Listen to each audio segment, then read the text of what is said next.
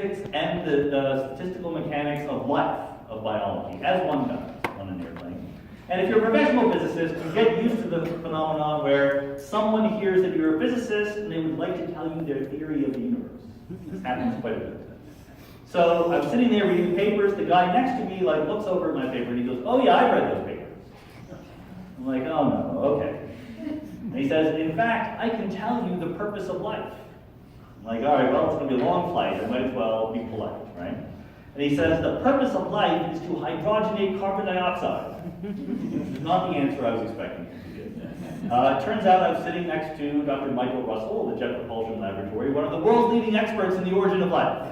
He actually did have a theory that's probably a pretty good theory when it comes to why life began. Now, we don't know why life began. Russell's theory is one of the many ones on the market. There are people who think he's nuts. He thinks everyone else is nuts. It's just it's a great field. Talk to anyone who works in the origin of life.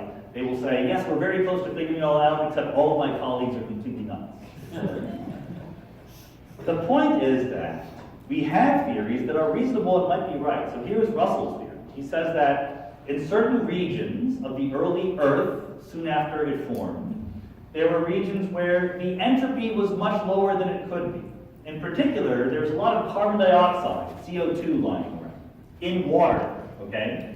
So just as a matter of chemistry, if you take carbon dioxide, rip off the oxygen, replace it with hydrogen, so you turn the carbon dioxide into methane plus water, H2O, the entropy goes up.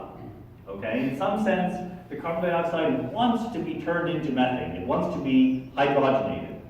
The problem is that the steps along the way are lower in entropy. So this is weird chemistry units. So high entropy is down here and low entropy is on the top. To go from CO2 down to methane, you have to first lower the entropy before you can raise it. So Russell says, here is a potential engine waiting to be born. There is no simple reaction that releases the entropy that is pent up, that could be created from that carbon dioxide. But there are complex systems, networks of reactions that could do it. So what you need is a certain complex structure of enzymes and catalysts in just the right configuration to let the fuel be released and combusted in that entropic reaction. And he says that the first complex structures that allowed that to happen were the precursors to life.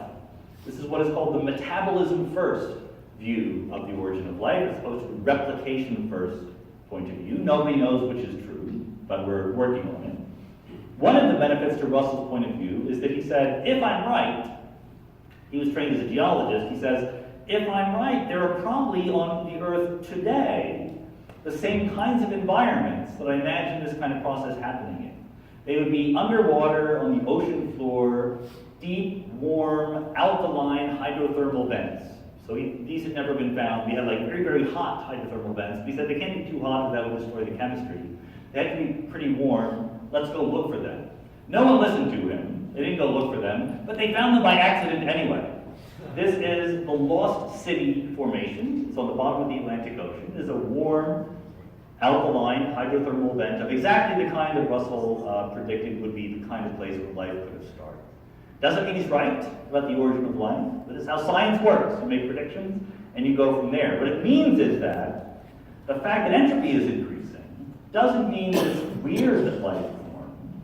Once again, it might be that the reason why life formed is because entropy tends to increase.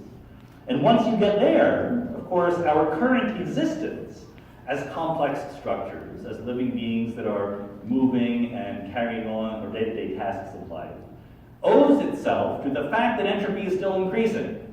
Okay? We used to think, some people used to think 150 years ago, that life was kind of like a fluid. There was some life force that entered a body and left it and so forth. Just like we thought heat was a fluid that went from one body to another.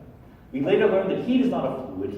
Heat is a way of talking about the thermal energy inside a collection of atoms and molecules. Likewise, we now know that life is a process, not a substance. It's like burning a candle. Where does the energy in the candle go when you snuff it out?